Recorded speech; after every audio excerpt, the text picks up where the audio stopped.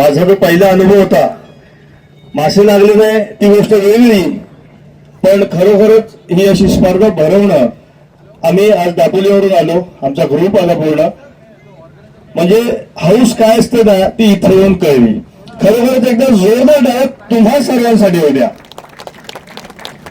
कारण सकाळी जेव्हा सांगतो सर, आम्ही तिकडून रात्री आलो, लॉजिंगला राहिलो, त्यानंतर अशी हुरहुर होती कधी एकदा उठायचं. बरोबर 4 वाजता आम्ही उठलो, यांनी सांगितलं एक 6 वाजता टच व्हा, आम्ही 5:45 इथे टच. त्यानंतर 8 वाजता स्पर्धा सुरू झाली, पण 8 वाजल्यापासून बगी कशी वाळत घालतात माहिती ना, बग्या सुकत घालतात, तसे सगळे सुकत होते उन्हात, पण स्पिरिट मात्र होता आता लागल आता लागल, लागला नाही ते सोडा, पण सगळे धरून होते आता लागल आता पकडल, पण नाही लागला, असू दे नशिबाचा भाग आहे तो.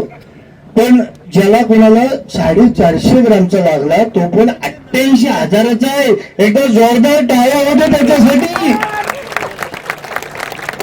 अहो एखादा तर मी ऐकलं पायाशी येऊन गेला, ते लोक होता का 12 कोडा होता, पायाशी येऊन गेला, आज रात्री 12 कोडा, आज नुसता नाचल डोळ्यासमोर, 88,000चा होता.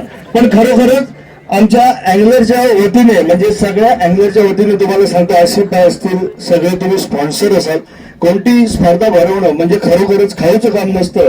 आणि अशी स्पर्धा आमच्यासाठी भरवली.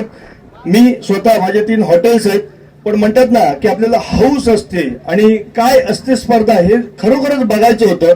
आणि ते सगळं बघण्यासाठी मी स्पेशली दापोलीतून इथं आलो. आणि खरोखरच तुम्ही ही स्पर्धा भरवल्यामुळे तो आनंद आम्हाला उपभोगता आला. त्यामुळे एकदा जोरदार टाळ्या होते या सर्व लोकांसाठी. धन्यवाद. राजा